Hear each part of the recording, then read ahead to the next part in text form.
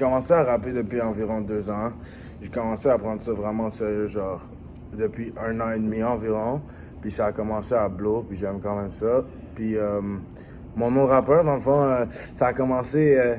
j'étais sur la Xbox, puis là, il me fallait un nom quand même nice. Fait que là, genre, je voulais des belles lettres et tout. Fait que là, genre, ça a donné Crazy, là. Puis j'ai 18 ans. Je m'appelle Yasuke, c'est mon nom d'artiste. J'ai 19 ans et je rappe depuis environ 2 ans. Yasuke, c'est la signification du nom, c'est le premier samouraï noir dans la mythologie japonaise. Mon nom c'est Samuel, je suis producteur, je produis depuis un Ça an. vient d'un freestyle que j'avais fait sur Instagram. Freestyle, c'est les petites démos de rap qu'on fait sur les réseaux sociaux. Puis dans le freestyle, je disais à chaque fois, à chaque refrain, dans la sacoche, ouais, il y a de la putain de bonne, toi. Donc voilà, donc les gens ont commencé à m'appeler la sacoche et tout.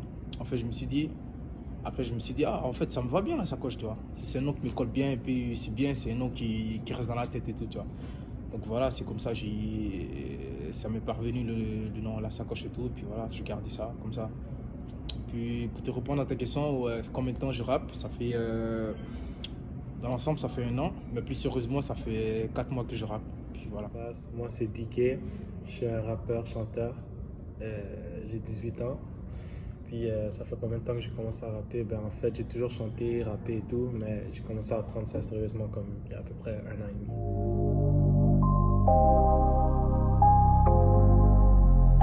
Pour vrai, vu que je viens de Montréal, j'aime vraiment Lost.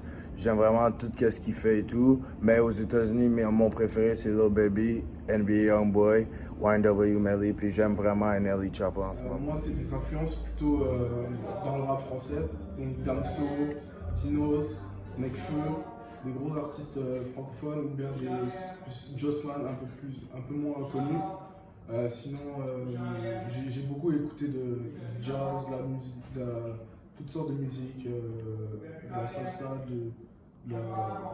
etc. C'est ça. Pour moi c'est plutôt dans l'américain, comme du Hello et Mafia ou du Metro Boomin.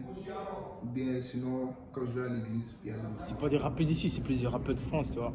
C'est des rappeurs, des gens comme Leto, Caris, ou Youngboy, tous ces gars-là, hein. C'est un peu ça, ou Radio Rage, voilà. Grandissant, depuis tout petit, j'ai toujours écouté Chris Brown, Bryson Tiller, Jack Wiz aussi. Et ouais, c'est à peu près ça mes principales influences musicales. Depuis que j'ai commencé, au début, c'est sûr que faut que tu travailles vraiment fort et tout, c'est vraiment dur. Mais à force du temps, à attirer tous les gens possibles, qui prennent au sérieux et tout, ça a de l'allure. Puis comme, pour vrai, moi, je suis vraiment fier de mon accomplissement. Puis de pas mal tous mes amis aussi qui font de la musique. Genre, on s'est taillé une place, mais c'est parce qu'on a travaillé pour, puis on lâche pas le morceau. En ce moment, c'est un peu plus compliqué parce qu'il y a beaucoup plus d'artistes qui sortent des projets, des sons, etc. Faut vraiment avoir sa touche spéciale pour proposer au public quelque chose d'original. Mais c'est ça. Puis en plus, on est à Montréal, donc c'est un peu différent par rapport à la France et aux États-Unis. Je pense que c'est ça. Pour moi je pense que ouais, parce que souvent en tant que producteur, genre 90% des producteurs vont faire le même type de beat à répétition. Donc pour moi j'essaie de trouver un son différent des Je autres. pense que ouais, c'est de plus en plus dur, puisqu'il y a beaucoup de rappeurs et tout. Donc ça fait comme un peu dur de se faire une place. Mais après moi, je suis un rappeur de Longueuil, je suis pas un rappeur de Montréal, donc ça fait un peu, je peux un peu me démarquer des autres. Sinon dans l'ensemble, je suis un rappeur de Montréal. Donc je dirais que ouais, mais ça dépend. Il faut juste envoyer quelque chose de nouveau.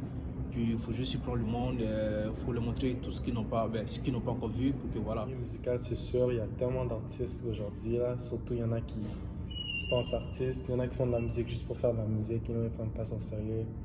Donc là, ça apporte encore plus de compétition. Puis, ouais, je dirais que c'est vraiment difficile aujourd'hui pour percer dans la musique.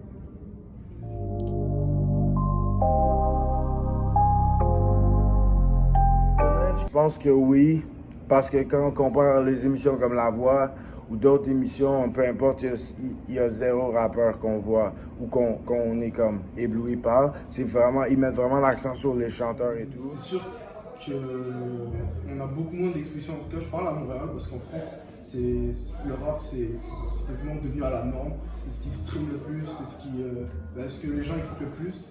Donc, mais ici, en tout cas à Montréal, il y a beaucoup moins de plateformes pour les rappeurs. Les médias partagent moins les rappeurs, les médias, tout ça, les radios, etc. Ça partage beaucoup moins les rappeurs, donc c'est ça. Moi, je pense que ouais, parce que souvent les rappeurs, c'est des gens qui viennent de la rue. Donc, les médias ne veulent pas vraiment montrer ce côté-là de la ville. Donc, ils vont plus faire ressortir genre les musiques qu'ils connaissent avant, genre du rock ou bien du pop. Mais le rap commence à monter plus avec les jeunes. Ouais, mais je dirais non aussi parce que ce qui fait la différence entre les rappeurs d'autres styles de musique, c'est que par exemple, celui qui chante le R&B, c'est plus commercial, ou celui qui chante un chanteur, c'est plus commercial qu'un rappeur. Pourtant, le rappeur, il rappe ce qu'il vit, ce qu'il truc et tout.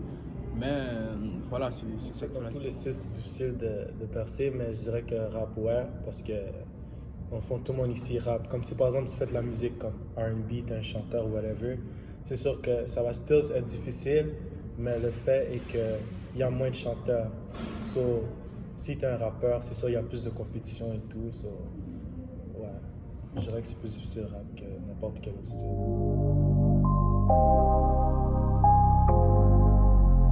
Parce que non, parce que comme on entend souvent du loud et tout, mais comme tous les gros artistes à Montréal, mais genre mon boy Chris, dans un Coffee Cake, ben pour vrai, je trouve qu'il faudrait vraiment qu'il soit vraiment plus ouvert envers tous les styles de rap à Montréal, comme genre le 514, Salimo et tout, parce qu'on les entend jamais à la radio. Je trouve qu'ils en font pas assez de place pour le rap local. En tout cas, seulement une certaine partie du rap montréalais, plus le rap keb, comme on dit, pas le rap qui vient de la rue ou quoi, parce qu'il y a moins de gros mots dans le rap keb, etc. Et des fois, la musicalité est plus, pas diversifiée, mais elle est plus que les adultes ou quoi ont l'habitude d'entendre. Mais je dirais que non, ils font pas assez de place pour le rap local sur les radios. Pas vraiment, pas vraiment. Parce qu'il faut avoir des contacts pour passer à la radio, tu vois. Faut avoir une petite cote pour passer à la radio. Et puis même ceux qui ont des petites cotes, c'est pas eux tous qui passent à la radio aussi. Faut du rap différent, faut du rap, je sais pas comment, un peu commercial légèrement, tu vois. Parce que le rap de rue, c'est pas tout qui passe à la radio. Il y a certaines radios, mais pas toutes. Donc je dis, pour répondre à ta question, non. C'est sûr que non, parce que tu vas jamais entendre des rappeurs montréalais comme par exemple Salimo, Lost, Enima. Tu vas jamais les entendre dans la radio québécoise, mais tu vas toujours entendre d'autres artistes qui représentent même pas Montréal. So, c'est sûr qu'ils font pas assez de place pour les rap locaux.